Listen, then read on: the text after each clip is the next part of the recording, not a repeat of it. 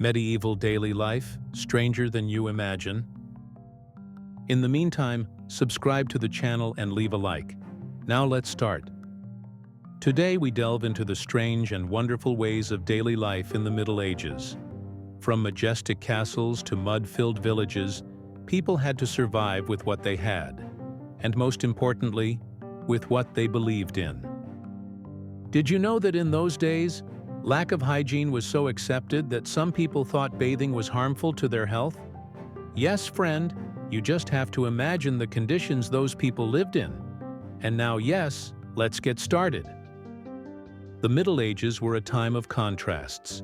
Daily habits were steeped in superstition, religion, and a healthy dose of "it's always been done this way," even if that "this way" included some pretty questionable methods. Grab your imaginary medieval beverage and prepare for a journey through time, where weird was normal, and normal, well, was pretty weird. We are talking about a very different time from ours.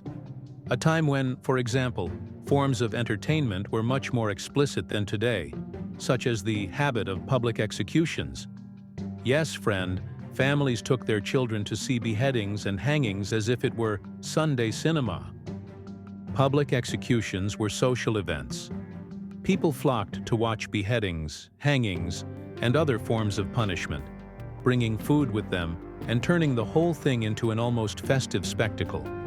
In some cases, executioners interacted with the audience, and executions were prolonged to increase the entertainment. A mass spectacle. Another example of questionable entertainment? Making fun of the madman. There were places where you could see the madmen of the village, where you literally paid to make fun of them. They were not necessarily people with mental illnesses. Even those with disabilities, deformities, or abnormalities were often paraded or ridiculed in public. Some cities had hospices where people paid to see these people, and the same thing happened at fairs and festivals.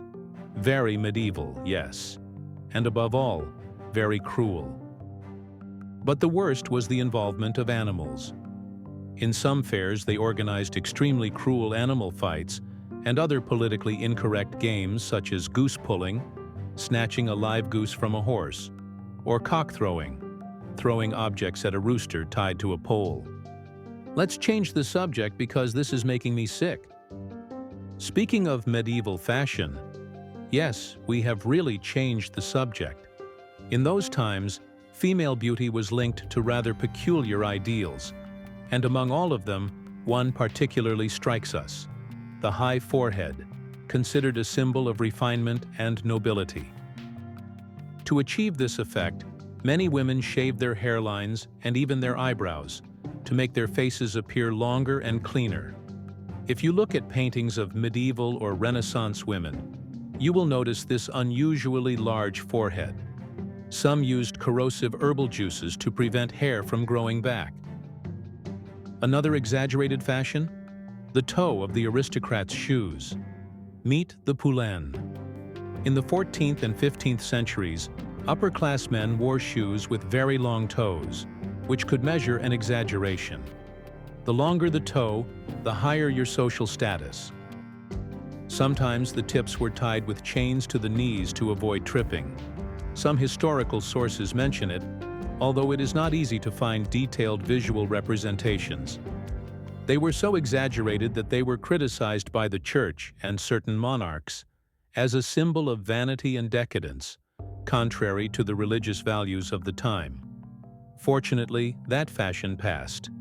And fortunately, the next medieval customs also went out of fashion. Yes, my friend, let's talk about hygiene in the Middle Ages. If you think your neighbor throwing out the garbage late is a problem, wait until you hear how they managed waste in the Middle Ages. In many cities, the simplest solution was to open the window and throw everything out into the street. Yes, everything. Food scraps, human waste.